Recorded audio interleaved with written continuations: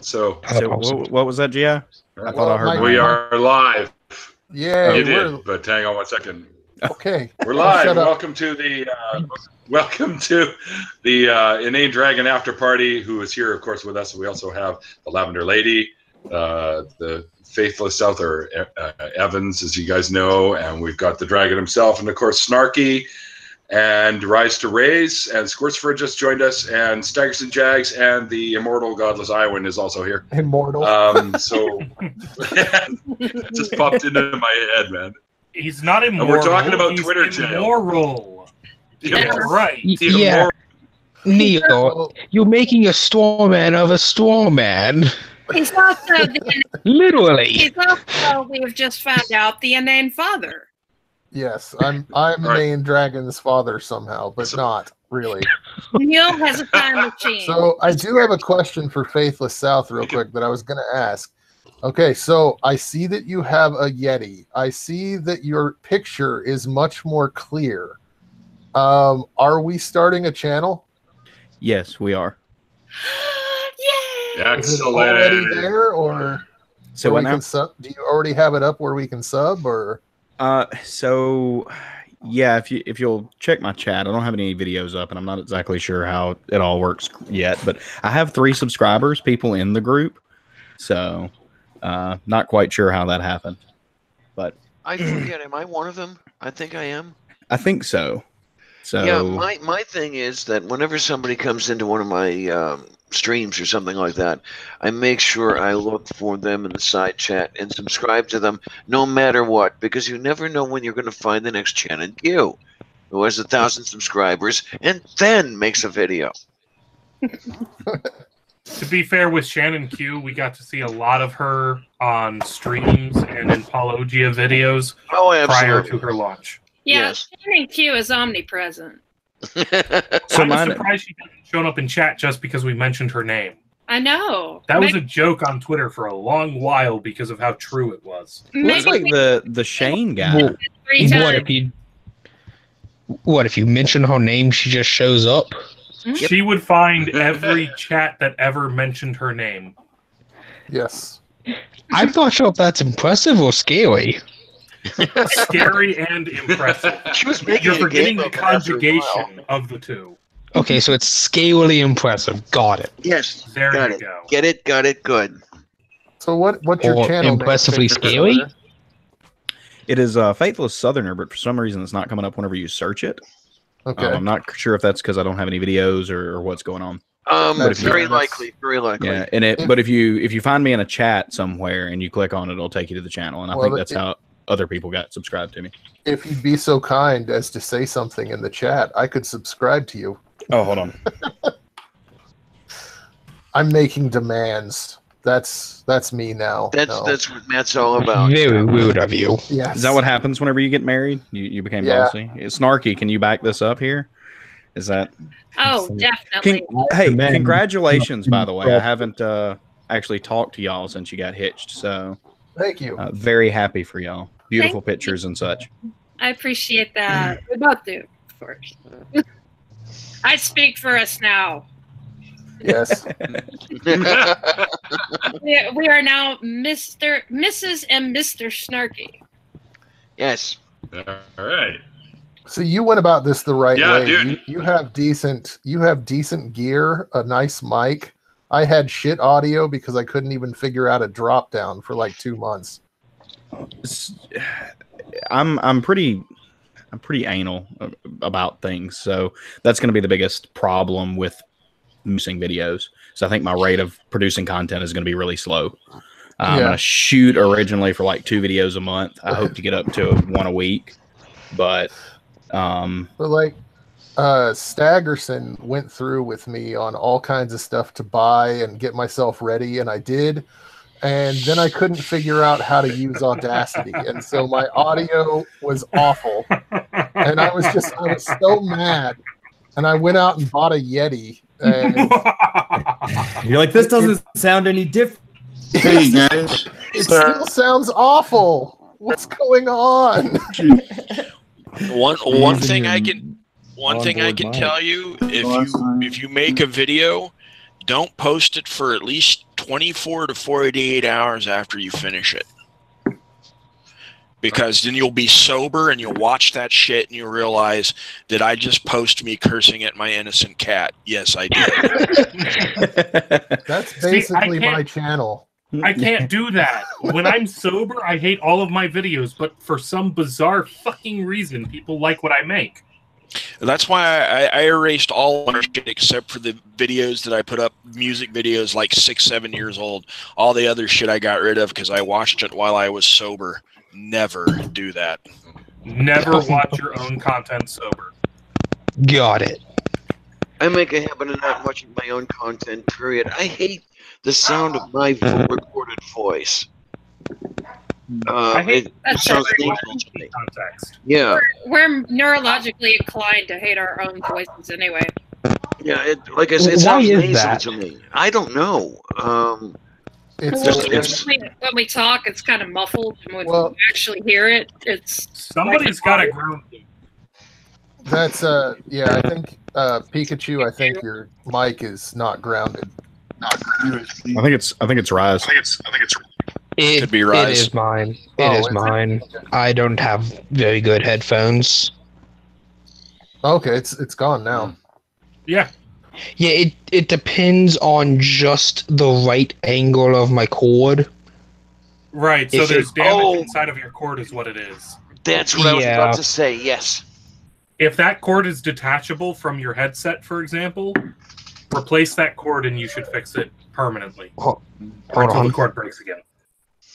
Can I also just say how angry I am right now? I was in a chat with Staggerson not that long ago, and he was clean shaven. And just a few days later, he has a decent amount of facial hair. That's like a month growth for me. You want to know the trick? What? It can grow for like a week before anybody can see it. Oh, really? Yeah, he has the advantage of being a redhead. No, this is like a week, I think, actually. This is like a week of growth. Like I was recently, I've been transferring all of my past streams to another channel. And like going through some of the earlier ones, I'm like, oh God, I didn't have enough facial hair to be on YouTube. Why do I look like a 12-year-old? Oh, fuck. I was putting that face out.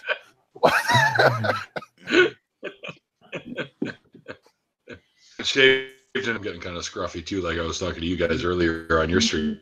Yeah, me too. Looking like a scruffy nerf herder. Yeah. Mine's been from the end of July was whenever, but my facial hair grows ridiculously fast. God, I fucking hate you now. Yeah, me too. Damn you. Yeah, I was about where Stags is at the end of July. My facial hair grows about as fast as a 11-year-old with low testosterone. How do you Wait, are you not an 11-year-old with hair that grows super fast? How do you guys have hair that grows super fast and everybody else doesn't? Speaking of low testosterone, reminding me, Matthew. All the years I did drugs and had poor diet, my hair would grow so fucking slow. It would have took 4 years for my hair to grow this long. I would have never thought you did drugs. Really? Because I look at Stags and the first thing I think is he's done drugs. I gotta be honest. Yeah, no, I'm not buying any bullshit about that. Well, if I had my camera on, I could show you my blister of happiness that I've got in my hands. And within about 30 minutes, I'm going to be right roasted. So this will be fucking interesting. I hope we're not live on the interwebs. We are live, sir. So I have warned you guys ahead of time, so I don't want nobody yelling at me on the twatters. I'm actually smoking resin like a hobo. Did you? Oh, hobo. I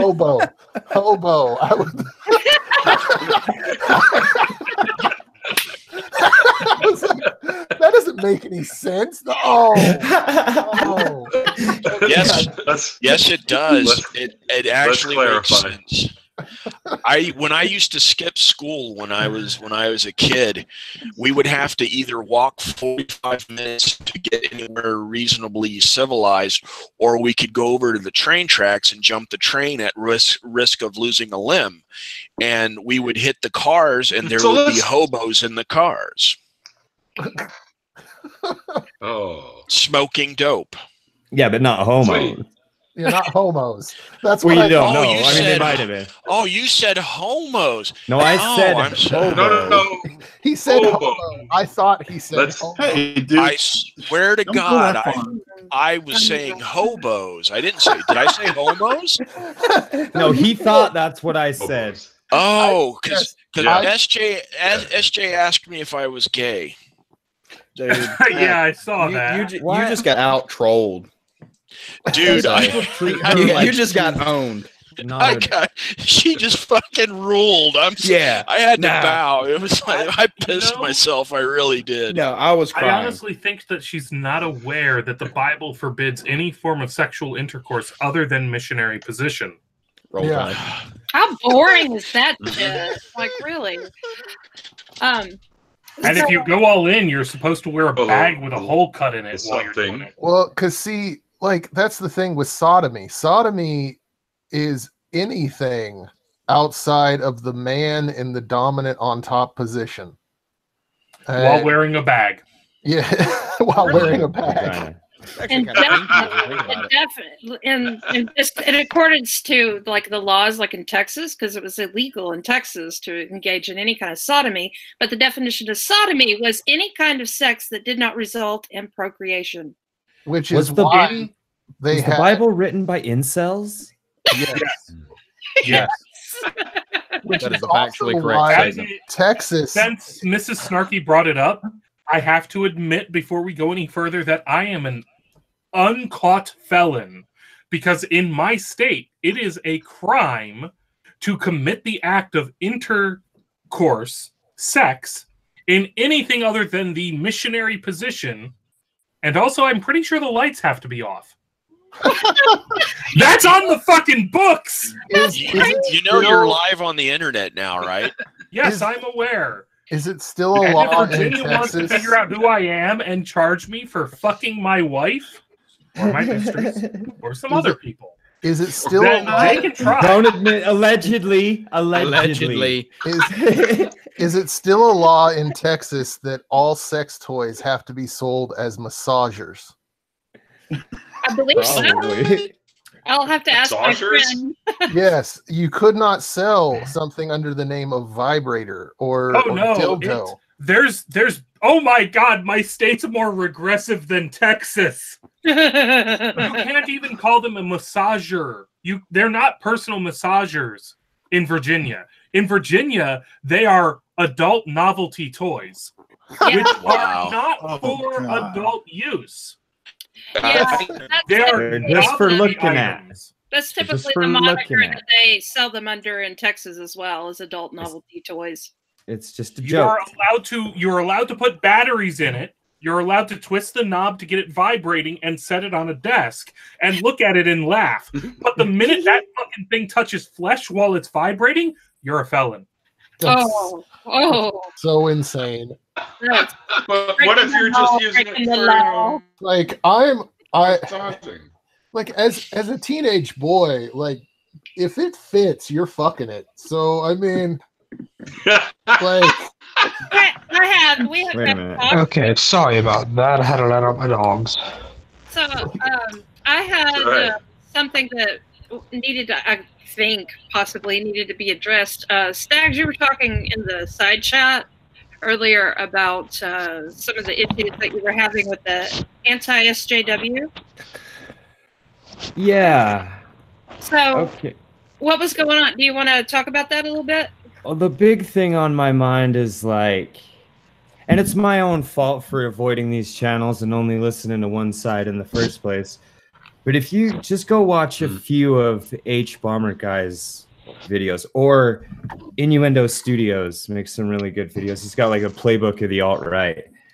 And you'll be amazed at like the sources that they cite and the science that they've got behind them. And it's just, it reminds me an awful lot of when I was finally breaking free of all the woo and the religion and stuff. And I look back at all the channels I'd been watching, like Spirit Science or whatever, and going, they lied to me. They fucking lied to me.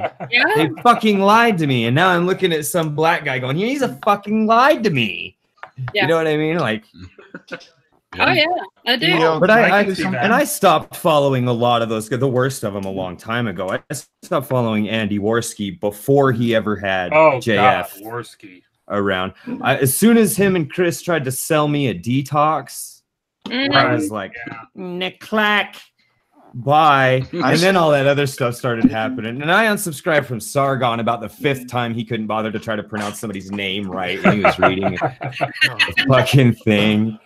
And then it's weird. I just kind of like, I've been lucky enough to jump ship on a lot of those guys before their big bullshit happens. And everybody else is like, oh my God, they might be a shitty person. And I'm like, yeah, well. How didn't you figure this out? Well, yeah. Yeah, no, I hear I just feel deceived. I feel a bit deceived. And they claim the moniker of skeptic, and it's... Yep. Yeah, but why did you like, stop watching? You have to embrace the shit show. No, Sargon is just too fucking much for me. Fuck that guy. Yeah, Sargon. Now, Sargon's a okay. I have to caveat this because of current bullshit that's going on. Ralph Retort is being even fucking more moronic by trying to turn a medical issue that Sargon and his wife are going through into fucking troll bait. So I am not piling onto that Ralph Retort bandwagon of utter ridiculous bullshit. But setting aside that personal dilemma for which I feel sorry to Sargon and his wife about, fuck Sargon. He's a fucking idiot. He's fucking worthless. He has done nothing to advance anything. And that includes fighting back against extreme elements. Not social justice, but extreme elements within social justice. We could even go way back with Sargon to the famous comment that he made. We all know what I'm talking about, though? I wouldn't even... No. Yeah. I know what he's talking about. Yeah, it's such a shitty fucking thing to say. How can you honestly stand on a stage in front of a room full of people and defend that? Yeah. Like, I that's just like, well, I'm not touching you. I'm not touching you. I'm not touching you. I didn't say I was going to rape you. The interesting take that I have on a lot of this shit is the following. In the end, you're all going to die. Every one of you will be dead one day, somehow, in some form or way.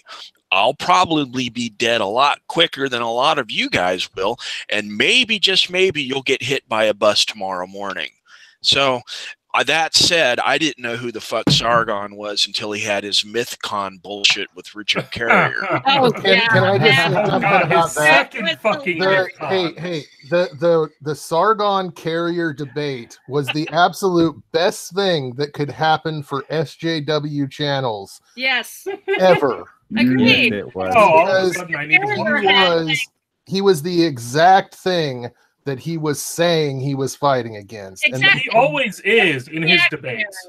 Just reactionary. And, Carrier was bringing forth all the good points, of social justice and things like that. And Sargon was just like, I don't care. No, that's a point I made even in that period, years ago, in a land far, far away, in a time best forgotten, at least by me, where I was a Sargon fan. Even then, he was a terrible debater and never should have involved himself in talking to a fellow human being live, because the worst thing he ever does is try to communicate his ideas. That's what he sucks at, is communicating what he's thinking. Agreed. Well, and he's got this pedestal to sit on now too. You guys, what do you think of? Sorry about that. What do you think of this channel? No bullshit, because there was a hangout about a year ago where him and Lauren Southern and fucking what's a few other people fucking alt-right motherfuckers who are on there, and this guy says he's a fucking atheist, and he spews even worse shit than Sargon does. And I just wanted to know what you guys' opinions were on it. Well, I've just looked at his channel, and like the first 3 things are clickbaity. Yeah, it's crap. It's a shit. Here's what I have to say about no bullshit. He's the guy that snuck into VidCon. There are multiple people, such as Battening and Wazi Lee, who have done beautiful, detailed videos talking about exactly what a pile of crap no bullshit is. However, everything you need to know about no bullshit can be summed up with my experience talking to him on Twitter, which consisted of him making a wild-ass fucking claim outside of his knowledge base, and me going, really, what evidence do you have to back up this bullshit you're spouting? And him going, lol, why you ask for evidence? That's so SJW of you. The minute that you think asking for evidence makes you a social justice warrior, you have proven that you're a fucking moron and deserve absolutely no attention. Agreed.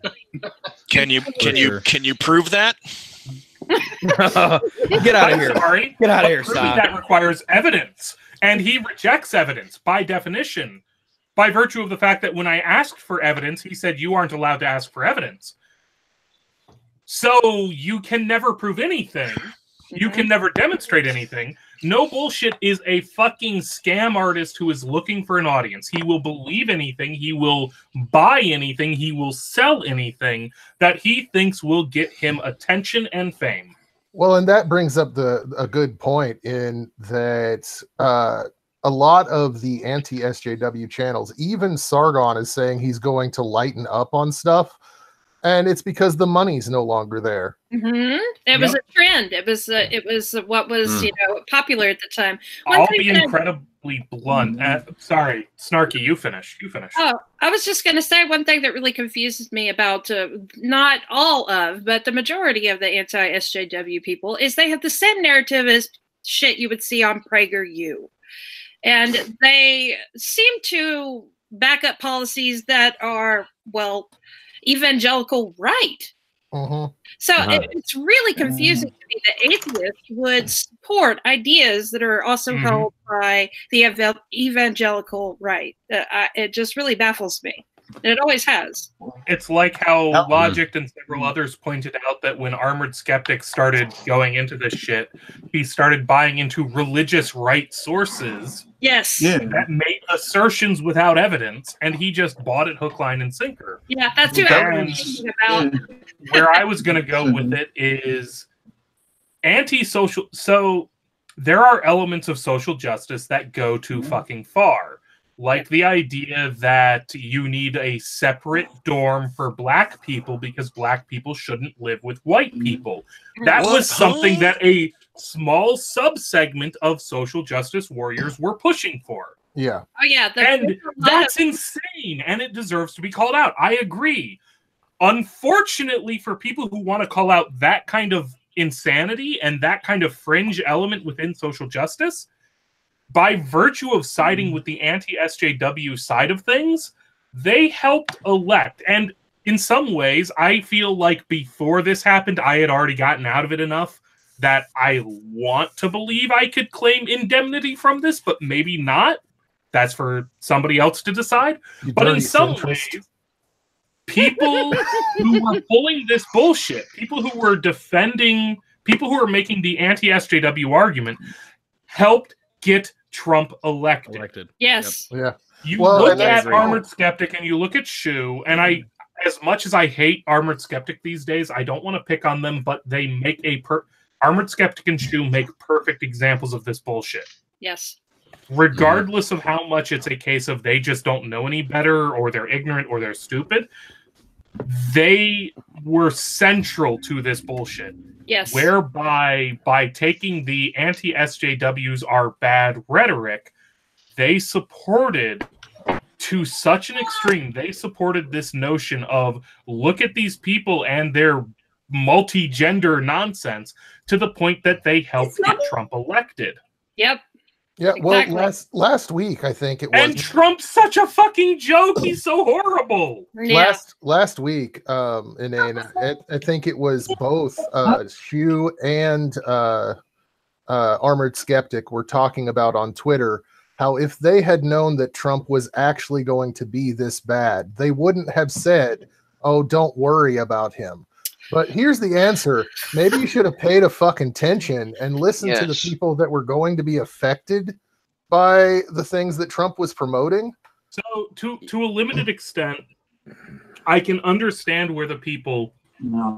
I can understand where some of the people who were saying Trump wouldn't be this bad were coming from, because if you actually looked at what Trump actually did from the 1980s up until 2016, he was pretty centrist. He supported multiple gay rights, he supported all kinds of charities.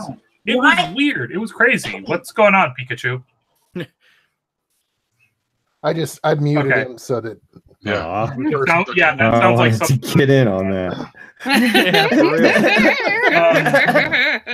But like Trump has for so long, prior to getting elected, Trump was whatever got him. Trump did and believed whatever got him attention. Yep. And that's what I realize now. Earlier, before I had read Bob Woodward's, and I'll go ahead and I'll pimp a book right now, Bob Woodward's Fear. If you want to know how Trump thinks as president, read Bob Woodward's Fear. It is frighteningly insightful on this subject. Because Bob Woodward's somebody who has had an inside track to the executive branch for decades. He knows the people to talk to get the information, to understand what's happening in West Wing. But prior to his election, Trump was somebody who did whatever and believed whatever got him ratings, got him likes, got him attention that he saw as positive. Yes. And of course. See, I knew I didn't quite key in on that. I fell for some of the bullshit where you could see that Trump, for example, in the 80s, Trump was pro-gay. He helped a lot of charities fighting AIDS and whatnot in poor gay neighborhoods. He was pro-black in those same areas. He was left-leaning in the 80s. He was pro-choice as well. But he's always been stupid.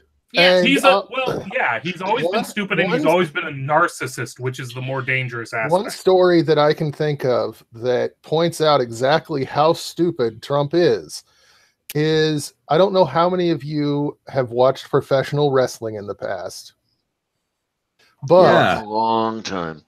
Trump had a thing where he was taking over the WWE, and Triple H pointed this out later on, that he was actually asking when they were going to start signing contracts because he believed that he had actually taken over the WWE.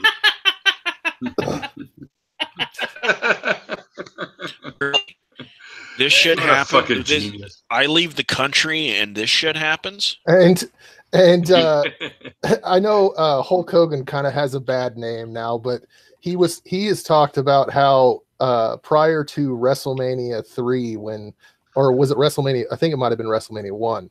But Trump was a big backer, and he was a total mark. He totally thought that all of wrestling was real, that everything that happened in the ring was real. Of course. And Hogan had to explain to him that him and Andre didn't actually hate each other, and that they were all good.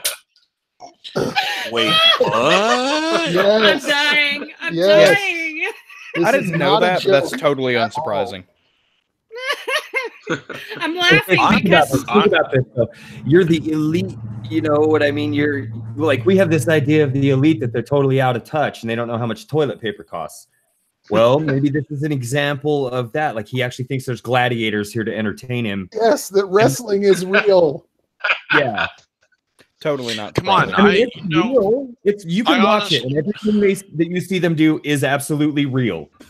Yes, when they don't hit each other, that's real. When they, you know what I mean?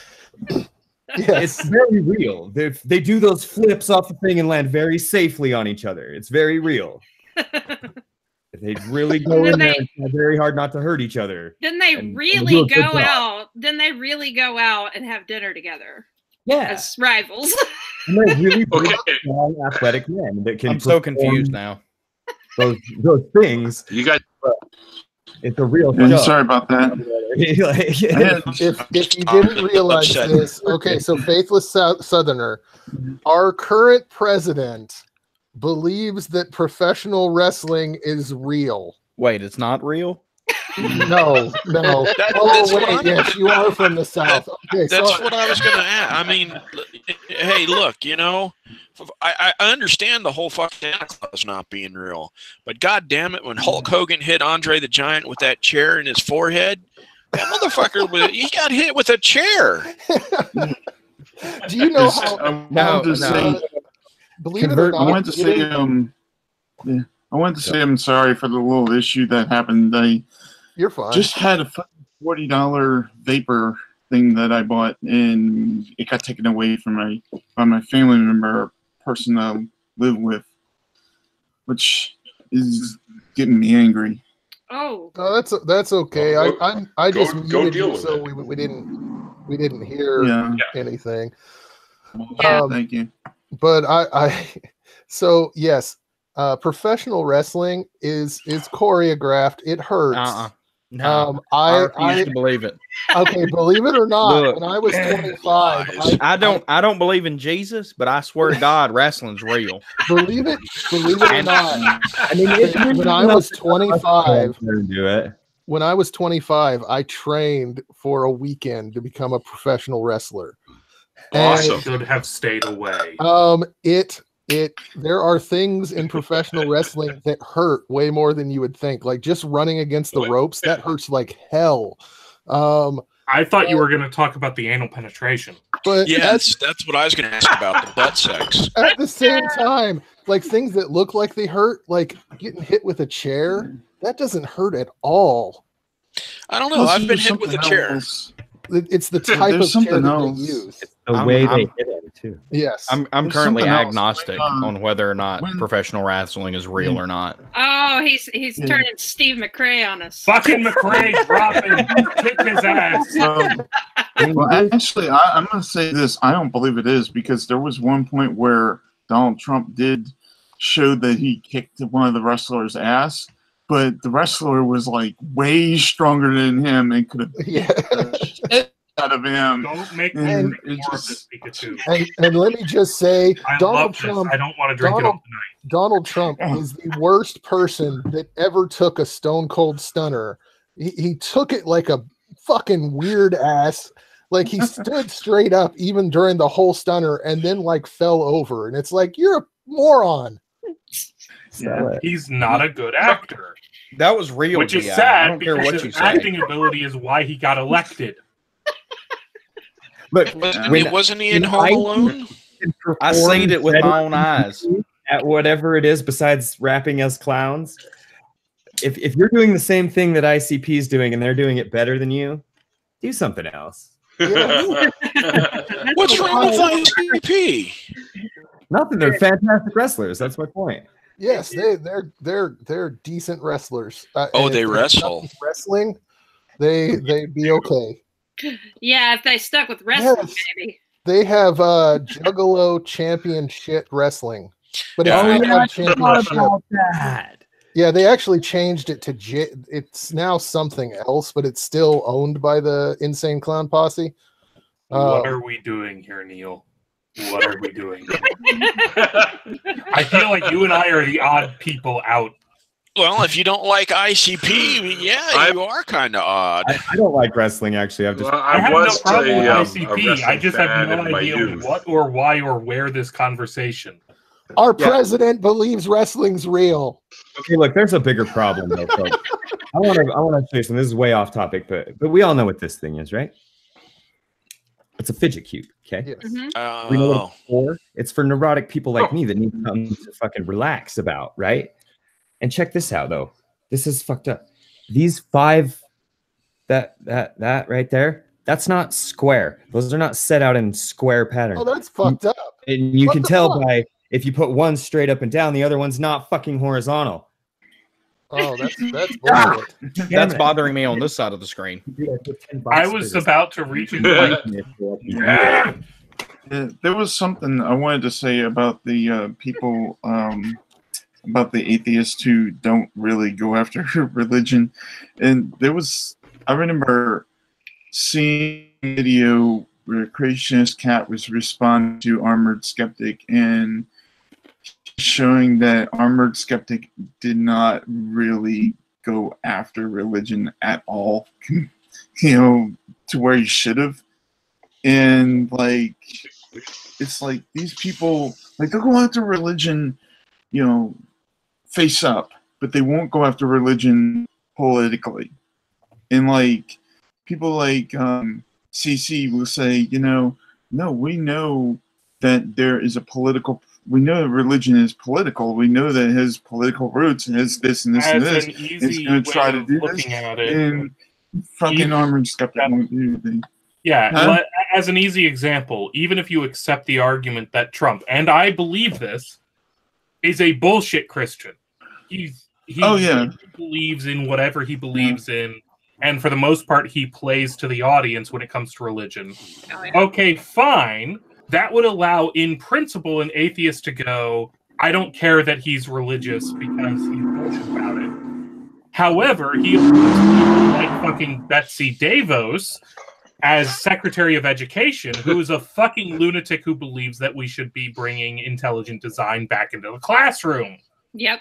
Well, yeah, and I don't want an atheist that acts like a Christian. I'd rather have a Christian that acts like an atheist in the office. Yeah. You know what I mean? Yeah. I don't want somebody up there permitting this shit for people. To use an easy example, even though I have complaints about specific policies, Barack Obama, Christian, behaved like a Christian, but was secular in his governance. Yes. I can deal with that. He did not bring religion into his politics beyond what's necessary to get elected in America. Because let's be honest, if you don't bring a religion into your politics in America, you will not be elected. Full stop. That's true. Yep. And there's something else. Despite being the first secular country in the world.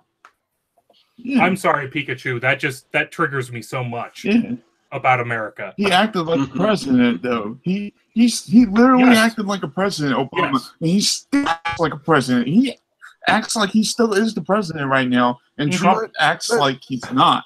That's the thing. Like, after Trump, absolutely everything is presidential now. Like, Trump continues to behave like a reality TV star. We could hear a report. President Kanye jacked off on the White House lawn today, and we'd be like, oh, that was perfectly presidential. Let's put it even more simple, GI. Because of the fact that we had President Trump, we can believe in the concept of President Kanye. Exactly. Yes. Exactly. Without Trump, no Kanye. And at that point, we've already broken our minds, so whatever Kanye does will not surprise us, even if it's way beyond, like, jacking off on the White House lawn. We'll be like, okay, we'll be right back to children in our minds, and we'll just be soaking it up, learning what the world is now, because we don't fucking know. So am I the only person that ever jerked off at a Trigger concert? I'm kind of glad the second half of that robot. Yeah, I love that robot. But I think that was divine intervention there. Providence at work. God saved me from understanding your question. I'm a believer now. Something about jacking off at a Tom Petty concert or something. Does anyone want to take bets on if the campaign for president includes I promise to stay off Twitter as much as possible? I know, right? Okay, let's be honest. The next president is going to be the one who promises to be on Twitter 24/7. Yeah. Because people love a train wreck. Yeah, the next president, I will send nudes. Also, Nashville Craft Distilling. Go visit them the next time you're in Nashville. This has been my shilling for the last 20 seconds. At least I can say that I'm happy that the Democrats fucking won back the House by as big as they did. Sadly, I'll tell you what, though. The House. Huh? Say again? I don't care who controls the House, because when it comes to the majority of important presidential shit, It's the Senate. Yes, The Senate, absolutely. yeah. Yep. Absolutely. The Democrats taking back the House, that's great. They can control appropriations a little bit-ish. However, if they're not willing to shut it down, if they are not willing to allow the government to stop fucking doing business, which is one of the things that they promised never to do, is to allow a government shutdown. Therefore, Democrats will never do it. Therefore, Democrats will play to the Republican tune every time. Yep. Democrats controlling the House is worthless. Yeah, but and the Democrats will play by the rules. That's the problem. The Democrats are going to play by the fucking rules. But the thing is, you guys think there's political parties. Well, this is one of the things where I have to disagree with Stags.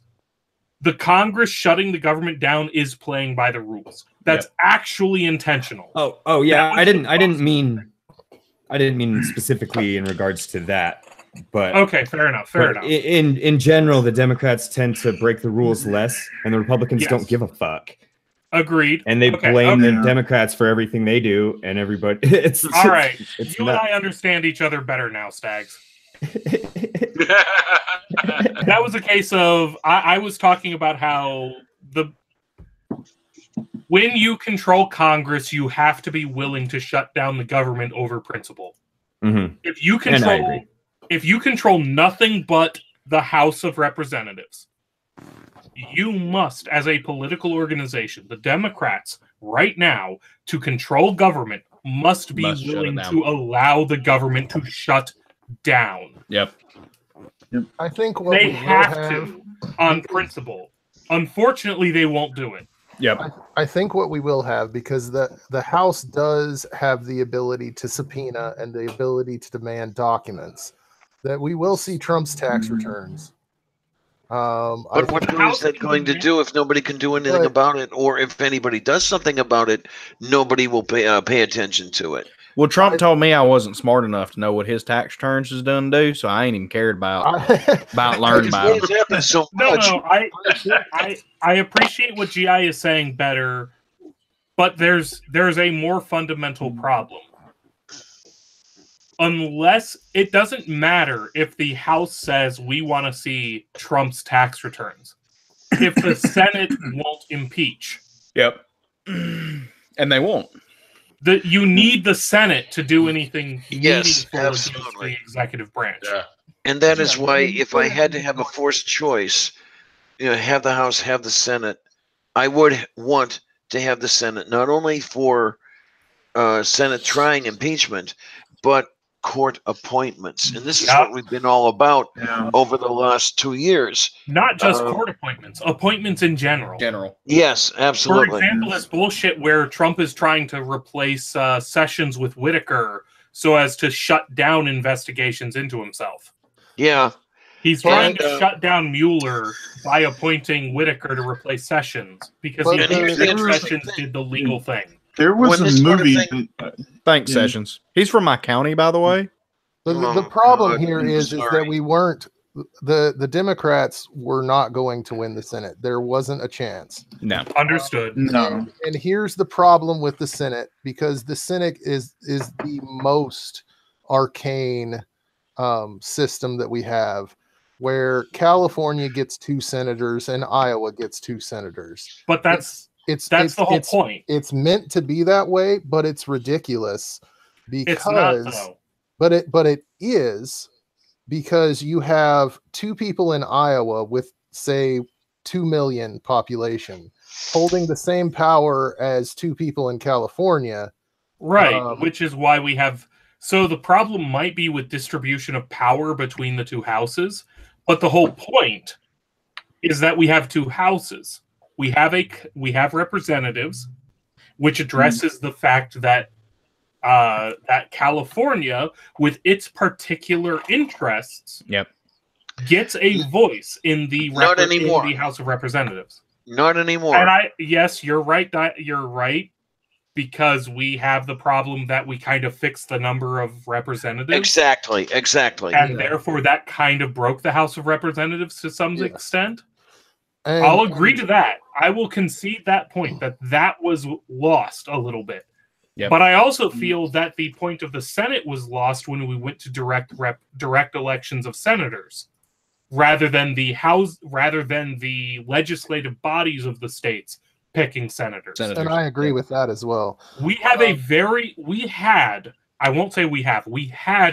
complex system of government that was intended to try to balance the different interests of our very varied nation. Because the fact is that no fucking government should be able to represent America. We are such a stratified nation that you shouldn't be able to govern us. Well, what is it? This should really be 6 countries at least? Oh, at a minimum. Well, what I was going to say with the way that the Senate is fucked in its current form, even though it is the way it's supposed to be, is number one, the Midwestern states always skew more conservative. Right. And that is only getting worse because basically all the liberals are moving to coastal regions and cities. And so you're losing them in rural areas. And so there's no way that the Democrats can win the Senate with the way it currently is. I think the Democrats need to focus on the economic issues a lot more, and they need to make their principles clear, because the Democratic Party used to be the party of the people, you know, the working man, and that is no longer the case. It's no longer the case. People don't know what Democrats stand for. So that definitely needs to be altered. When we bring political parties into it, I think we actually hit a more fundamental problem. And that is that our system was not designed to compensate for the influence of having political parties. Yep. Our system assumed that each person was a free agent, that any given congressman would never vote for the sake of towing party line. Whether you agree with the party line or not, that was the assumption of the design. Yes. And that's sweet. It was short-sighted, bluntly, by our founding fathers. It was short-sighted. Hey now, the forefathers, they never did make no mistakes. Sure, they fucking did. I love Jefferson, but that motherfucker kept his slaves. They second to Jesus. Hold on just a second now. Well, wait, Moses was one of the founding fathers. Time out. Unlike all of y'all, I have epistemic certainty on the founding fathers. The foreskin? I ain't know what them words mean, but I promise you, the founding fathers never did nothing bad. They never roll tide and praise Jesus. Jesus. As a joke, but they never did no heroin or no epistemic. I don't know what you're talking about. Yeah, they never did none of the marijuana. They didn't do heroin because heroin wasn't developed by then. You shut your dragon mouth. That's Chinese propaganda. Yeah. There's something I wanted to touch on that Mrs. Snarky said. Mrs. Snarky had talked about the thing with you don't know who the Democrats are, but you know who the Republicans are. And the deal is, I felt that way when I was voting against Steve Scalise in my district, because my district is the district that Steve Scalise was in. And I was like, I know what I'm voting against, but I know a goddamn thing about what I'm voting for, Exactly. Yeah, and that's only going to convince so many people, half the people prefer the devil they know. Yep. Yeah. I do agree with Atheistic Snail. I don't know how we could do it, but get fucking money out of politics would be one of the best things we could do. And definitely. Because that's going to be tricky. Interests out of politics. Or if you look at like the UK, when they have elections, they have set amounts that they're allowed to spend. And they in some weird ways, I almost feel like the opposite is true. What, you want money into politics? I don't know it. More money in politics would almost make things better. In what way, please? Because if you knew that this was the congressman from Chevron and you disagreed with Chevron, you could vote for the congressman from Sheetz. Well, if they fully disclosed all the donations, then absolutely. That might be better. I'm assuming full disclosure is required. I will grant that readily. However, so many people from Europe have bitched to me, or bitched publicly, about how they do not feel represented, that I don't think that the European solution works. That's a fair argument. Too many people who are upset that they are not represented in Europe for me to think that the European Union has solved the problem. And I would be fine with completely full disclosure of all donations. Yeah, if you had full disclosure of every aspect of finances, money is speech is one of the horrible things I say that people get upset about, is that money is speech. Me choosing to donate $50 to Lavender Lady so that Lavender Lady can continue talking, that's me using speech. Yeah, it directly ties into it. Send me a Steam Labs link. I see your point in theory. The problem is that the money is so concentrated now that certain voices are so much louder than any others. Absolutely. That's all you hear. Yeah. So the freedom of speech that is most exalted is the freedom of speech of corporations, because they're the big donors, the very wealthy, the quote unquote elite. I agree to that. My honest answer is I don't know how to solve the problem. I see the problem, I don't know how to solve it. I think that's every one of us here. I think Inane's is more probable, but I don't like that option of putting more money in, but I think it's more probable. I was going to say the hedonistic solution is always the best solution. What do you guys think of ranked choice voting? I love it. I've been leaning that way. I've been liking the idea. There are many situations where ranked choice voting is obviously superior. Yeah. And thankfully in my district, we seem to use it for the elections where it matters the most, such as city council, school board elections, and all of that. I don't know that we will ever see it on a federal level. I'd like to see it there, maybe. I'm not even sure. I would like to see it experimented with on a federal level, so that we could see whether or not it worked. Maybe maybe a couple of states take the jump. Well, we have had states do it at a state level, like Maine is doing it now. Mm-hmm. And so it'll be interesting to see how that works out for them. And I think if it works out well, then it will spread. Yes, good ideas do tend to spread despite our pessimism. I know I keep pushing this a little bit, but I really wonder how people would feel if there was a scientific branch of the government that just made it to where people in the legislature could only vote on what has been proven to be scientific backed by peer-reviewed papers, peer-reviewed data, and stuff like that. Well, if you're talking about social issues, then that would be problematic. If you're talking about climate change, then yes. Stuff like that, yeah. Let me just tell you about the only peer-reviewed study that I need. It's called the Holy Bible, peer-reviewed by Jesus. Yes. Roll Tide.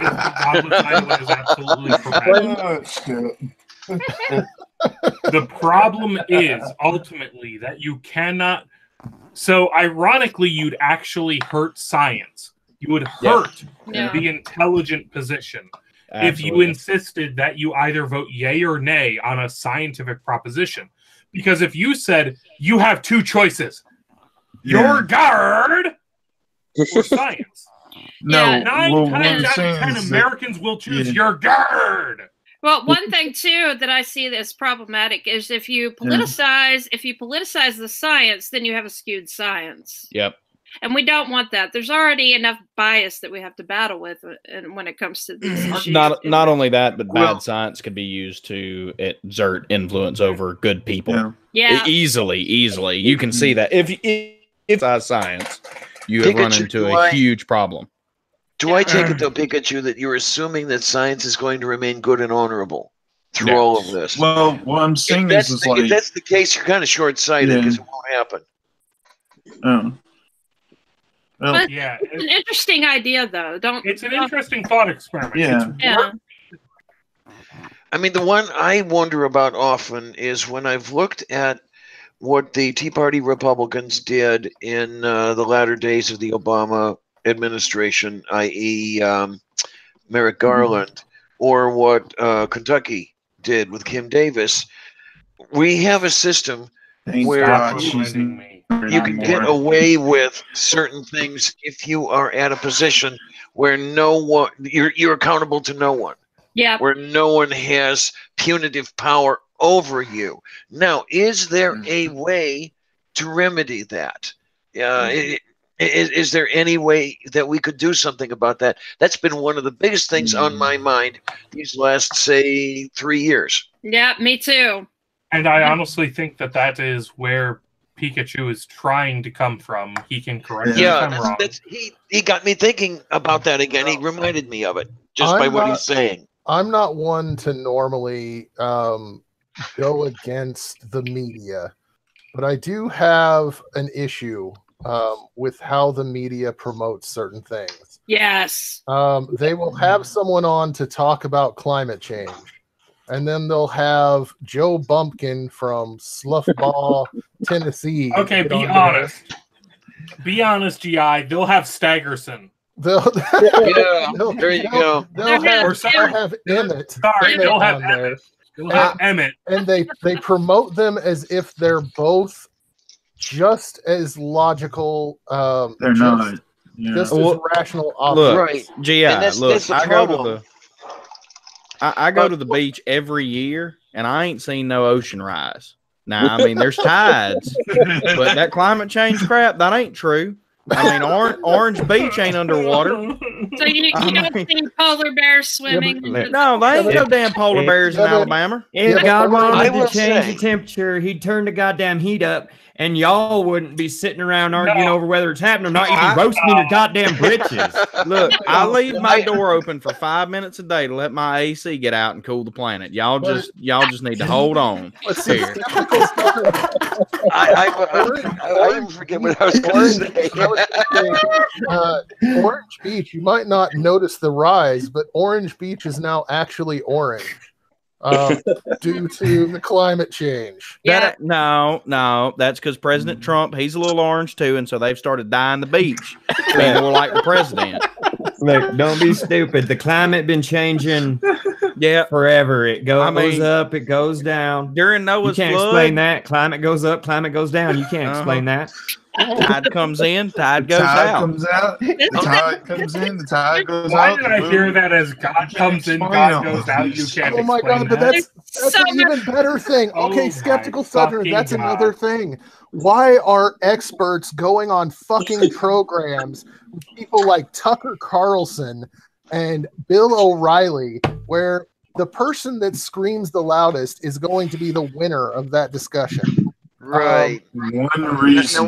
One reason, and I think I know what the reason is because first off, there's an objective position of where science is, and most of science has already gotten to that point, and you're debating with somebody who does not believe that point at all. Pikachu, hold on just a second. Now, 2% of climate change scientists say that it ain't real. And I'm going with them. Yeah, but that's 2%. Situation. If you have they both work for PragerU, okay? It's a respectable organization. Here's the problem. If you have a situation where there's 98% agreement with science, you don't have to fucking debate it. I need at least 100. No, them scientists are paid off. Them scientists are paid off. All you got to do is follow the money. All you got to do is follow the money. Guess what? Interaction. Yeah.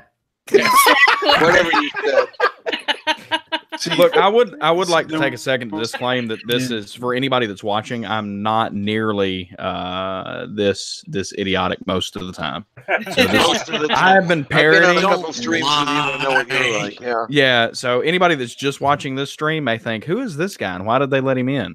So now, in all honesty, my feeling is that 24-hour news ruined journalism. Agreed. Yes. Yeah, because you have only so much news to report. and then you've got like 19 and a half hours in the day. What are we going to do with this time? And this is where you get these. And then it got worse. And then it got worse by virtue of the fact that you could publish an article anytime. Yeah. Therefore, the news cycle is literally, when was the last time you posted an article? Right. But I'm just. Oh shit! It's been 30 minutes. Need a new article. But there's no filter on that. Nobody can double check, or beforehand you had to get your shit in order before you stream at it. You know what I mean? Filtered news more at 11. The news is being filtered. I just keep getting that. I just keep getting the response that Trump had to that CNN reporter. When he was in the White House. Well, actually, it wasn't to the CNN reporter. It was his response to him losing the House and him taking it out on the media. It's always the media's fault. They're the enemy of the people, right? I mean, fake news. My main point is we've turned science into entertainment. And so the debate is what people want to see. They want to see them debate, and they want to see their side win. And they're not looking for information from the other side, which is a big issue. So you never lit a cat on fire, I take it. No, I have never lit a cat on fire. That was kind of random. Yeah, was a bit random. What the fuck? Kind of horrifying. Can I ask you guys something? Yeah. Can I ask you guys something? Have you guys ever seen the alt-right clip? Have you ever guys seen this clip? Yeah. Oh, no, you You're roboted breaking it. up bad, Pikachu. Yeah. Boy, you really. Hey, if I don't say some random ass inane shit, it's not a proper stream. Hey, Inane is for the dragon. I own the inane shit, damn it. And I own the snarky shit. Yeah, and I own the playlist Jesus. is called the Alt-Right Playbook. And basically what it is it's this guy goes on explaining all about the alt-right and all about their how should I say, their psychological aspects and how to treat them and shit like that. And then one of the things he said that was that you can't debate with them. No. Because they're not in the formal debate sort of thing. They're thinking of strength. They're thinking of this. They're not thinking of winning a debate. They're just thinking of, They want to look like they're winning. Yeah. If they say something awful, their method of debate is they say something awful, you call them out on it, and they say, I'm just joking, or you don't get it, or you're a normie. Or short, quippy, and wrong. They say something short, quippy, and wrong, and then you spend all this time arguing or refuting what they said, and they pick one little thing out of what you said, misrepresent it, and go on with that, but they never don't look like they're winning. But the so debate anybody who's watching, the debate's not about the person that you're debating, though. I mean, it's about the audience. Yes. That's why in this Yeah. video that Pikachu's talking about, the recommendation is that you do not talk to them. You listen to what they said, you turn around to your people, and you tell your people why what they just said was wrong. Exactly. And there are people on YouTube that I do the exact same thing with my videos. There are people I will not address, that I will make a video about something they've said.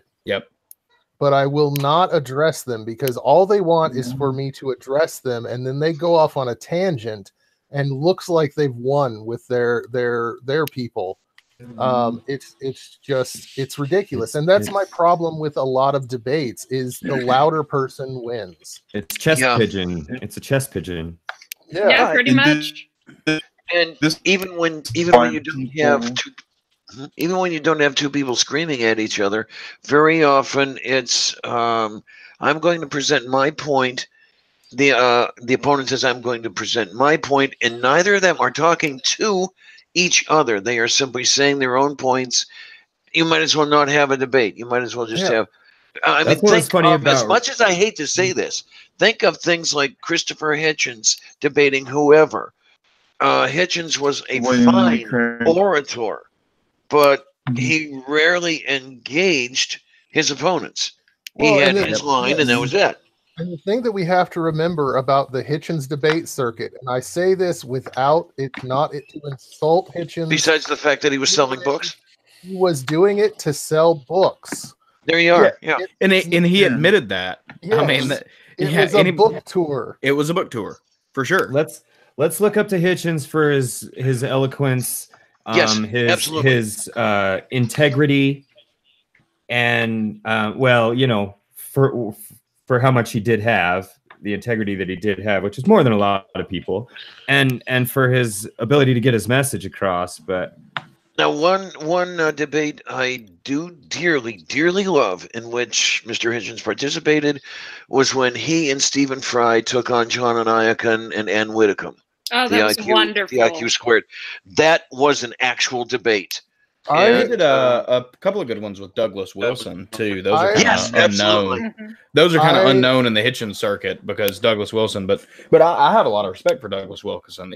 Even though he's a theist, he puts out some good works. In my opinion, I think Hitchens' best debate, because both the people in the debate actually cared for one another, was when he debated his brother. Yeah, that was a good one. That's the Did one they that actually sticks out like in each my other? mind. No, they had issues, but when they debated, yeah. when they debated, they had reconciled. See, that's okay. We're trying to build up a relationship again, and so they cared about one another, and so neither side really went for the jugular and tried to just win the audience. And so I really enjoyed that debate. Oh, that's about his, and I don't know if you've seen GI, the ones with Douglas Wilson, but that's kind of what I like because they went back and forth via they wrote columns towards each other for the longest time before they actually. So he was writing with Salon, and then Wilson was writing with other before they actually met together. But they had developed a friendship before they started these sort of discussions that they were doing.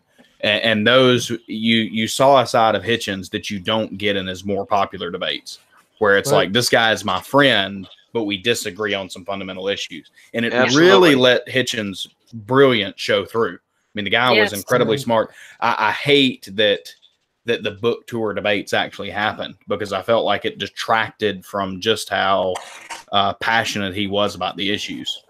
Because, I mean, he was upfront about it. I'm here to sell books, you know? Yeah, the last person you really wanted to see him debate was William Lane Craig. Yeah. That was a circus. Now, if I did have a real criticism of the Hitchens debates, and this goes not just for the Hitchens debates, but for the Four Horsemen of New Atheism, is you have atheists out there now who want to be the next Hitchens. Yeah. And it's not going to happen. So you're seeing all of these debates over absolutely ridiculous and stupid topics that don't need to happen. Yep. Let's face it, there's not going to be another Christopher Hitchens. Be yourself, for fuck's sake. Do what you do best. Don't try to be another person. Hey, but what if I'm ugly and have a weird accent? So I actually get that I kind of came into this in the middle of it. However, there's actually a more serious point regarding Christopher Hitchens and debates. Okay. Don't be Christopher Hitchens because Christopher Hitchens was terrible at debating. Christopher we've Hitchens, already covered that. Yeah. Okay. Yeah. You Old covered news. how he won his debates by ignoring the fact that he was debating and just fucking used it as a pedestal. Yeah. Okay. Yes. Yeah. Oh Yeah, yeah, we've been there. we had talked about that, Yeah. and that's Yeah. kind of the point that I was making. That the debates that Hitchens had, he was going in there for the Hitch slap moments because that was going to sell him books. See, I wasn't even going to go with the Hitch slap moments. I was going to go with the fact that he ignored the debate in order to just sell his point. But that's what we now have. William Lane Craig. And he made William Lane Craig look like a fucking idiot in his debate with him. Yeah. Well, because he never Craig doesn't debated need William any Lane help to Craig. look like an idiot. But that's what we have now. We have people out there debating all of these absolutely, and I'll use your word, inane topics, which does nothing but prop up those absolutely stupid ideas. Yeah. Well, and if anybody hasn't seen the Carrier versus Sargon debate, you should, in the context of learning about debates, because it's a really fantastic juxtaposition of two different styles. One person trying to have a conversation with another person, the other person barking up his own ass. And the big problem is if you're not following debate rules, you're not actually having a debate. Right. And that was my problem when watching Hitchens debate, was that he would ignore debate rules in order to just proselytize. Yes, absolutely. And that's the other thing. Like, you cannot play defense in a debate. You have to play offense, or else you're not going to convince anybody at all, and it's not going to be really that much of a thing. Yeah, you were having an actual formal debate where you're both given time to explain your position and then counter the other one's position with a counter round. You can do this. You can play a little bit of defense. Yeah. But at the same time, that was online debates have that factor. So even including that factor, that was actually my problem with Hitchens and debates, is he would quote unquote win the debates. He would seem to dominate them, but it was because of rhetoric, not fact. I loved Hitchens. Right. I love what Hitchens had to say, but he would dominate the debate because he would ignore the rules of debate and he would make a better argument. He would utilize debate against itself. He would cannibalize the format so that he could use it as a bully pulpit from which he could argue for atheism. And the end result was that he would look like he won, but for entirely superficial reasons, for emotional reasons. And the end result was that people would go, oh my God, Hitchens dominated. And people would go, this is awesome. We should spread this. We should encourage this. And people would become atheists for bad reasons. And it's the same tactics the alt-right uses, right back to what Pikachu was talking about. That series of the alt-right playbook lays it out really well. I just watched that yesterday. And you never play defense. Like he just said, you never play defense. As long as you're always playing offense, it doesn't matter what you say. You can leave 90% of your opponent's argument on the table, and everybody just sees you like the aggressive asshole, you win. I'm going to have to find this alt-right playbook. Can I just look for that name? Yes, you should be able to. Yeah. But that's the same thing. The same thing goes with flat Earth debates. Like, if you have a flat Earth debate and you have a scientist on one side describing exactly how the Earth rotates, and the other side's like, "No, motherfucker, the Earth ain't flat. Water can't stick to a spinning ball. Water can't stick to no spinning ball. Why are you fucking debating? This is not a debate." I hate to say it, but if you want a perfect example of how this works, go watch my appearance on the Non Sequitur show against Jeff C. Where I was able to fucking rip him up one side and down the other because it was rhetoric. It was rhetoric that won. I had facts on my side, but it was rhetoric that made me unassailable. Look, no. I like this random robot. That's all that we water have. robot. Yeah. This is it's good. No, but I poured water over a tennis ball once and it all flowed off. So I don't understand your whole globe Earth theory. I don't know. Every time I shower, I have to use a towel to get the water off my balls. Look, no, hold on just a second. You're an ashes shield. You're in a country that rip off. Yeah, you're in a country that doesn't exist, buddy. Come on, you know the truth. But I can't talk. To be completely honest with you, the point in time when I realized, okay, debates have gone too fucking far. I don't even remember what channel it was, but there was a debate on whether or not slavery is moral. And I'm like, we're fucking done. This is, why are we having this discussion in the 21st century? This is fucking stupid. Yeah, pretty There's sure obviously a side that's figured this out. Pretty sure we decided a long time ago. Yeah, slavery is not moral. Okay, There are okay. certain and specific topics which deserve debate in a formal setting, but by and large, debate is a bullshit approach to the majority of problems we face. Yes. There is no reason to debate creationism. There is no reason to debate the flat Earth. There is no reason even to debate whether or not God exists. Well, you see, this is why, like, scientists will not go on Fox News very often. Mm-hmm. And this is why, you know, I think it was Richard Dawkins had gotten up and said, "I will not debate William Lane Craig," is because he knows, look, William Lane Craig is only out there for the publicity, for the views, for the this, and for the strength story stuff. Not, he's William Lane Craig out there for the. I think that publicity. No, Dawkins was actually quoting somebody else who I can't remember at this particular moment in time. However, this goes back to a phrase that Dawkins employed when he was quoting somebody else with regards to whether or not he would debate William Lane Craig, and that was, "That might look good on your CV, curriculum vitae, for those who don't know, but it would not look good on mine." And a curriculum vitae is a resume. In other words, what Dawkins was saying is that if a legitimate scientist debated this topic, it would look good for the moron who is presenting the pseudoscientific bullshit. Yes. However, it would look bad for reality. Yes. Taking you seriously, if you're presenting the idea that the Earth is less than 10,000 years old, if you are presenting the idea that the Earth is flat and that the sun orbits it rather than the Earth orbiting the sun, if you are presenting the idea that a God exists who will send you to heaven or hell, you are representing the position of a moron. And defending your position makes you look good. And arguing against your position, unless you're some kind of a loser like myself, who has a very following, relatively speaking, it only helps you look good. If Richard Dawkins argues with William Lane Craig, it makes William Lane Craig look good, and it makes reality look bad. If I argue with William Lane Craig, it would make reality look good, because I'm a tiny motherfucker compared to William Lane Craig. Yeah, it gives a certain illusion of legitimacy whenever a real renowned scientists will argue with dumb fucks. It makes it seem like the dumb fuck and what they're saying is legitimate.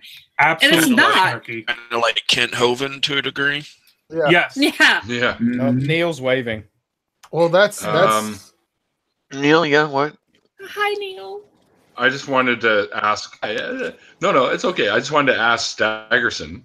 I have 2 spots available for the season 1 of my show, and I want to know if you want to jump in on one. Oh yeah, sure, man. We could do that. Well, we have. I have December 3rd. I have December 3rd or December 5th. Okay, what days are those? Wait, is it That's in the a evening? Monday, and it would be 4 p.m. my time, which I think you're Central, aren't you? I'm Mountain. Oh, you're Mountain. So you're only an hour ahead of me. Mm-hmm. It'd be 5 my time. I think, because it'd be 5 your time. Is that okay? Yeah, that's fine. Either one of those days should work. All right, then I'll schedule you for the Monday. So yeah. Kent Hovind was brought up. Would Ken Ham have an arc if Bill Nye hadn't agreed to do this stupid fucking debate? I doubt it.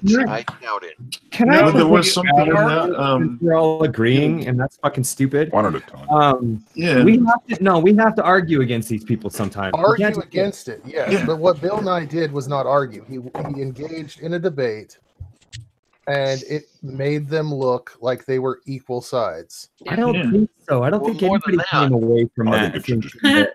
We're getting a timeout, y'all. There's something I wanted to say about this. Shut down. Hold on. Timeout would like a voice here. Even It's very distracting.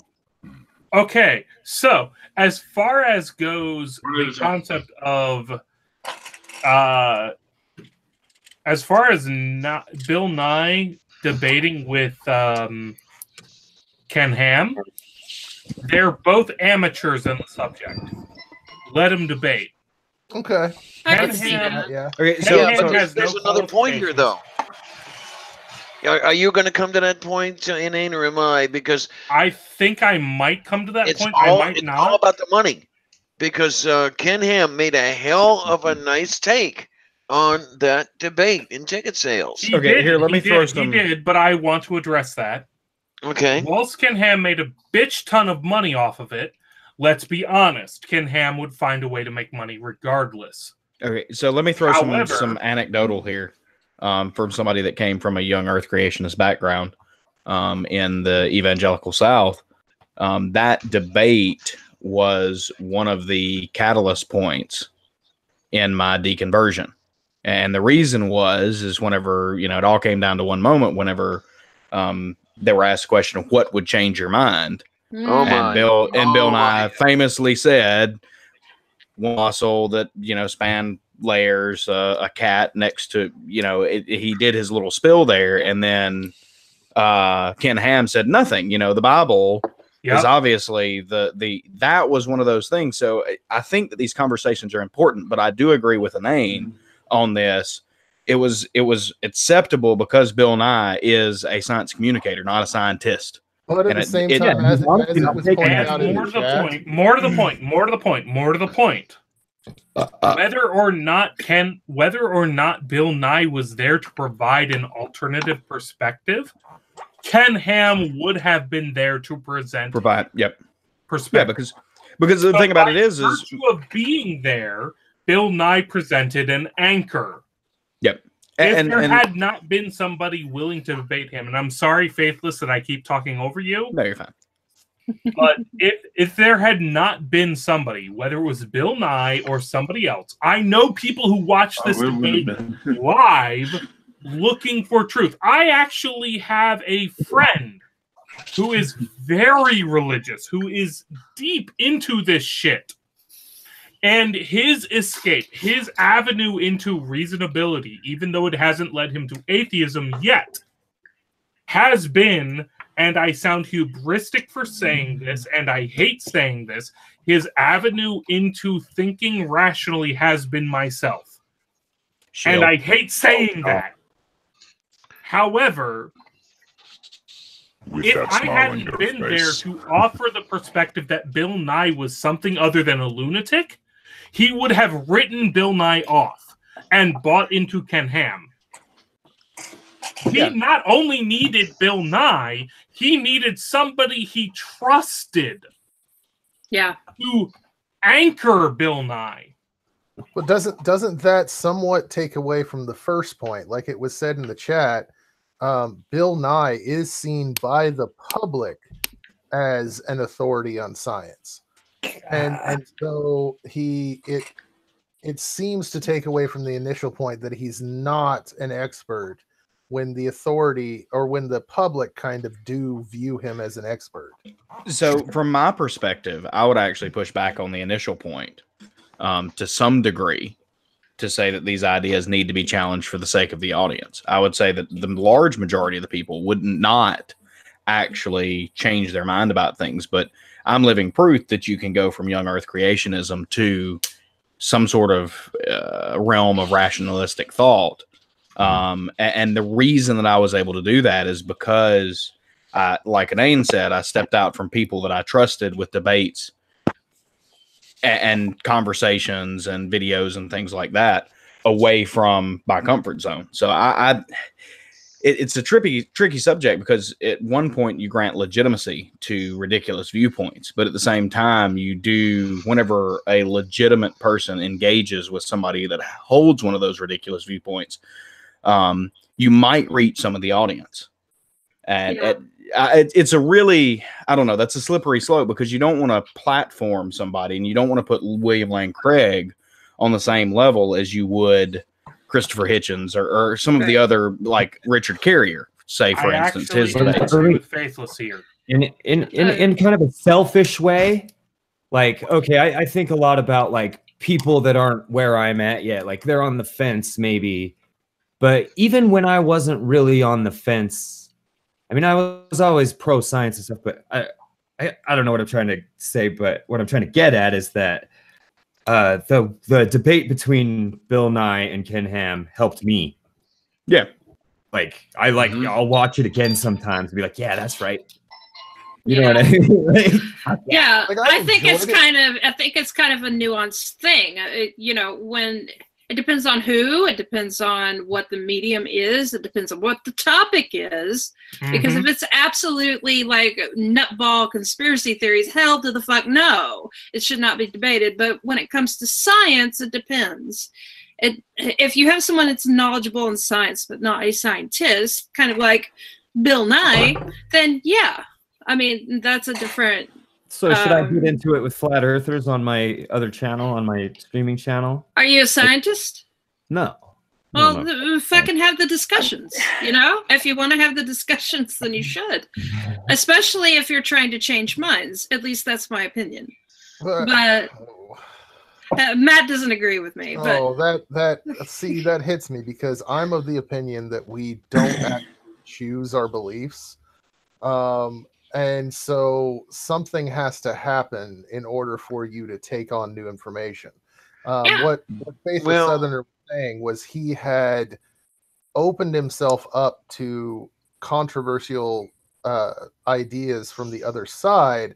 I would have to ask, what was it that got him to the point where he was able to listen to controversial points from the opposite side? That's a good question. He wanted to have gay sex. He wanted to sin. Yeah, exactly. No, let's see. So I'm of the beliefs that we don't choose our beliefs as well. But if you're never exposed to anything else, then you're not going to change your beliefs. Exactly. Well, and that's the thing, but something got you that exposure. So the original thing that got me to exposure was a missions trip. Anybody that's watched Neil's stream with me, you can go back and say that the I guess the very first thing was encountering people of different religions, of Eastern religions, because I did martial arts.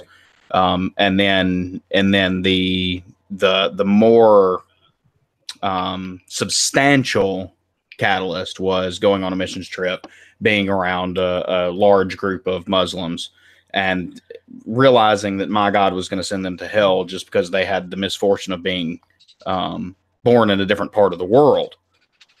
But again, if I'd have never went on that missions trip, we might be having a very different. Well, I probably wouldn't be in this conversation right now. And so, it's one of those things that I don't think that you can nail down exactly when exposure to different beliefs is going to affect you.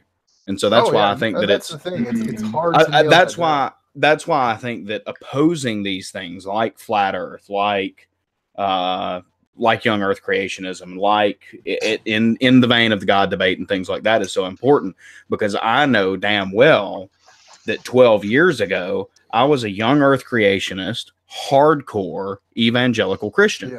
That was, there's all sorts of reprehensible parts of me that I'm not proud of. And so, I was a conspiracy theorist, woo head, fucking crystal packing, spell casting, fucking praying to the moon, motherfucker. And so again, it's one of those things. I think that. And I'm reaching the limits of what I've actually thought about these things. So I may say something incredibly stupid here in a second, but I do kind of push back against the point that some things are not worthy of debate. We need to just dismiss them out of hand, because in those things, it may be young Earth creationism. And in the Bill Nye Ken Ham, the first time that I watched that debate, I was on Ken Ham's side. But whenever they were talking about evidence and things like that, it was like, oh, a light bulb went off. Had I never watched that debate, perhaps we may be living in a different world. And I don't care who made money off of it. Was the debate before or after the mission trip? It's just. So that would be after. Okay. But so my how would I know that wouldn't have catalyzed it in the first place? Oh yeah, that's going to be what I was going to say, because my own personal issue with faith began with my cousin's suicide. And I have absolutely no doubt in my mind that if my cousin had not committed suicide and I hadn't heard people talking about him being in hell, today I would still be a fundamentalist minister. I have just about no doubt, like 99.8% chance I'd still be a fundamentalist. So my question would be, if you had not gone on that mission trip and then you would watch that debate, do you feel as if it would have had the same effect? Look, if I hadn't said anything, would you have broken the vase? But it's interesting questions to ask yourself. Because I mean, it's an interesting thought experiment, but my ultimate answer is I have no clue. You know, yeah, because Stags is right on this one. It's too complicated. There are so many tiny little fucking steps that could have changed anyone's position on any topic. If you change just the right phenomenon, I could be a Thomistic Christian and be telling all y'all you need to accept the priest's ass up your butthole. Roll Tide. How would you accept the priest? And that doesn't even make sense because the priest. That's exactly what I was going to ask. Didn't make any sense. Like one of those Indian DMs trying to put an ass in your asshole. Like, let me just say, you got some pro butt stuff people in the chat here. We know about butt stuff. If you're going to put someone, look how many flat earthers there are. Look how I believe the earth is flat, and I also own a baby Jesus butt plug. Crucify me. Nice. I was just going to say, if you're putting someone else's ass into your asshole, you have found some kind of advanced breathing techniques. That is godless Iowan. That's how you know that I know God. Only God can allow me to put my asshole up another man's asshole. Therefore, wait, you must be correct. You must worship my God of the ass. For without my God of the ass, you cannot put an ass up the asshole of another I'm converted. man. And this is how you know that I know God intimately in my asshole's ass. I think this is another. This is another Bill Nye Ken Ham.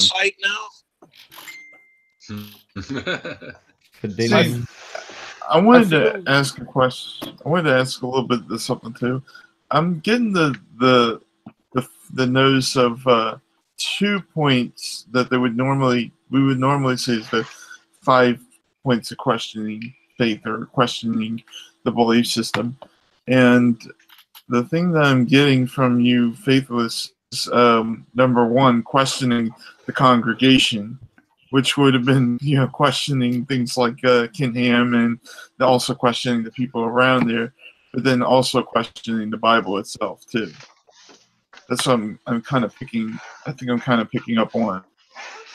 Am I correct on that? To some degree, yes. I'd say. I mean, I think that it was more of a question about the nature of the God that I believed in. And of course, I went over all this in the Neil stream, but I would say that it was more akin to the nature of the God that I thought that I believed in, or the God of the Bible, rather. Because I went through a very vague sort of easy believism Christianity after that, and then into some sort of vague deism, and then eventually found my way to atheism in general. But I wouldn't say really questioning the Bible or questioning the congregation, but questioning the character of God himself. Well, that is a big question. What kind of character is God? Yeah, well, he's a dick. I got really lucky in the sense of losing what faith I had. I am an ex-Catholic. And at least with the Roman Catholics that were around me, they weren't very religious at all. They had their Catholicism basically as a badge of identity. There were the penguins in the classroom at the Catholic school that I had to go through, unfortunately. But they spouted such ridiculous bullshit that it was more transparent than glass. So it was not that difficult for me to turn my back on all of it. I mean, I was effectively an atheist by the time I was 15. Now, I cannot imagine what it would have been like to have had a very deep position, like many Christians I hear speaking. Many of you guys, you really bought into this. It was part of you, part of your identity. I cannot imagine that. Not the way I grew up. And let me turn off my alarm clock. I'll be right back. Yeah, no, it definitely. I have a hard time listening to anything that Lavender Lady's saying because she has an adorable cat that's been rolling around on that bed. I don't know if anybody else has seen it, but yeah, it's killing me. Sylvia, yes, we do. It yawned and I about died. So that's why I don't turn on my camera anymore, because you guys would be sprooging all over the mouse. Yeah, I keep my door closed so that my cat can't come in and ruin everything for everybody. I don't know. Tripod, of course I have that. And how my camera is angled in order to ensure that none of you have any more information than I am willing to reveal. Blue and green is all you get, bitches. I should have just turned the camera off when that little incident that I had happened. Oh, it's okay, dude. I think I'm gonna go ahead and jump off here too and make sure that GI's not dying. Yeah, you need to take care of your husband. Take care, Snarky, and make sure he isn't drinking too much. Hey, the robot's back. Yay, robots! Well, thank you for having me on, Neil, and bye. Great to see you, Snarky. For coming. Be good and have fun. Mutually exclusive. Bye. Dragon. People are not looking at my stream, by the way, Dragon. That was a nice freeze you did there, Neil. Yeah, I couldn't actually hear what Neil said. Oh, was it? Yeah. You. Am I what it is? It's many people on we have here going on right now because everybody's home, I guess, watching fucking Netflix or something. Oh Lord. Getting ready for the NFL in a few days. Something must be wrong with me. I don't like any of the television or television substitutes. That's more or less the position I'm in. Okay. They failed to capture my attention. I mean, there can be times during the summer when I will spend 12 hours watching baseball games, but that's the extent of it. And call me weird for that, but I will. Okay, thank you. Yeah, weird. Jeez. Fucking loony watching fucking baseball. I swing stick at ball. OMG, I hit ball.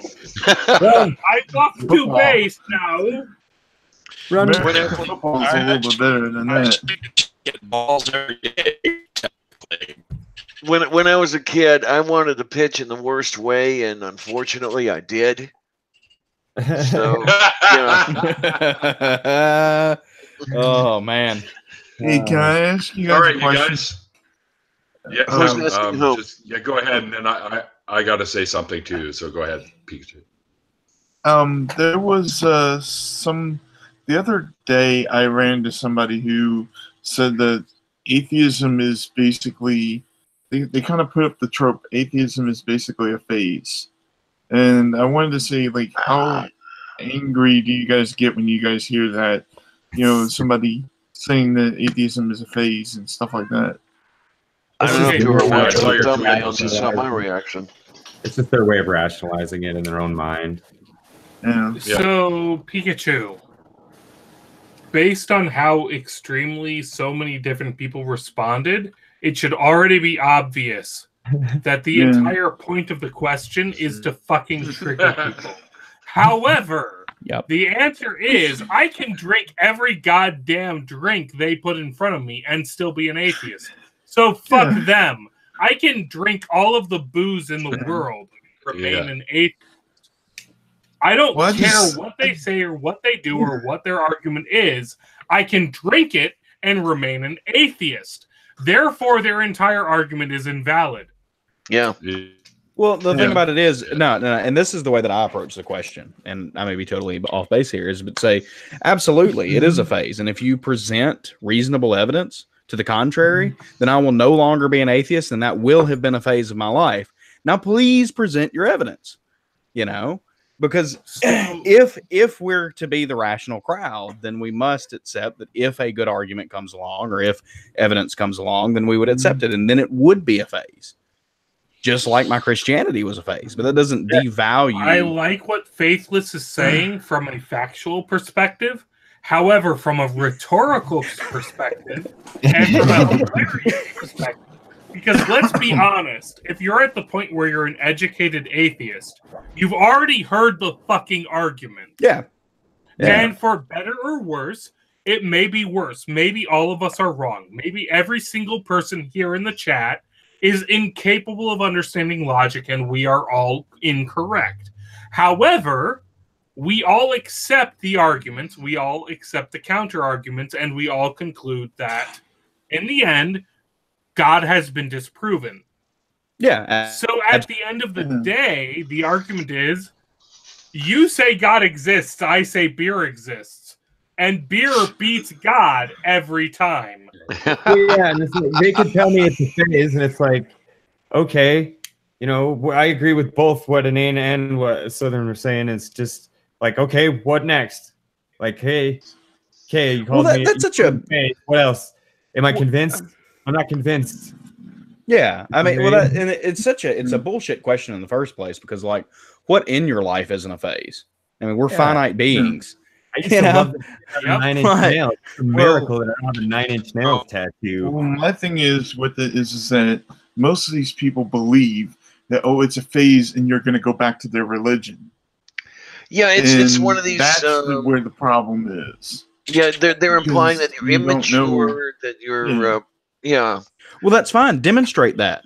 I have no problem with that. If you wanna make that claim, no, hey, make it. But you better have something to back it up with, or it's nothing but an irrational claim. You know, and people that try to devalue your beliefs by just discrediting them out of hand need to be able to back up their claims. I find that the people that say that atheism is just a phase are the people that are not educated in the arguments, because I've never had a legitimate Christian who is trying to, a legitimate educated theologian or whoever that is trying to witness to me, say that atheism is something like a phase. That's like an offhanded, low education level, just bullshit technique to dismiss out of hand. And maybe I'm off base about that. I feel like to compare it to like a shitty martial arts class. These people just hear something from their pastor and think this is it. That's it. My pastor just told me the truth. Just like you take a shitty Taekwondo class and they're like, you're going to win a fight. And then you go out in the head. You go into the street or like a keto or something. And you're like, somebody comes at me like this, I'm good. You know what I mean? Somebody comes at me with that overhand hammer fist. I got him. No problem. And then somebody gives you, a straight cross, and you fucking lay down on the ground and cry because you've never been punched in the face before. You know what I mean? To put what Faithless and Staggerson are saying into a different perspective, the short version is you're going to get bullshit fed to you. Filter it. Deal with reality and move on. And if that's what you do, then you cannot end up with a God. Well, and the other thing about it is, and think about it from a slightly different perspective, would you ever claim, especially those who are significantly more educated like Inane and others, would you ever say, well, theism is just a phase that you're in and you'll eventually, come to rationality? Like, no, that's not the argument that you use against a theist. Yeah. Like that's such a bullshit way to approach. You start pointing out logical inconsistencies of God's and where the Old Testament and the New Testament start to fall apart and things like that. Like, you don't just come out and go, oh, well, yeah, Christianity is just a phase. I was like that whenever I was a teenager. You'll grow out of it. Don't worry, dude. Like, that's not legitimate argumentation. That's just meant to rile you up. How many legitimately educated theists do you encounter on a daily basis? I can count on one hand in the last 10 years on the back of Is he roboting for anybody else? I read absolutely none of it. Any of that. Yeah, okay, good. Corsifier, your mic, your connection needs a reboot. I actually heard that. Else are having a difficult time understanding what the fuck you're saying, and I don't mean that in any kind of an insulting way. I have no idea what the fuck you just said. The electronics are shot. I live in a shitty German village with shitty internet. Amazingly, saying that you live in a shitty German village with a shitty internet that came through fine. Yeah, that was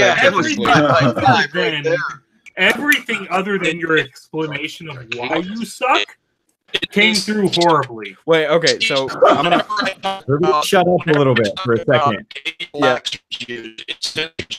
Back it hold up, on, guys. Squirrel, back it up. You're way in the mud. Yeah, Neil has an announcement to make. He's been patiently raising his hand for like 20 minutes here. Okay. We're not going to have that kind of conversation in my streams. Okay. And secondly, I've got to end the stream because I've got to take off now. So. Okay. Oh, fuck our host! Fuck him! What kind of conversation? I'm confused. Yeah, I missed something.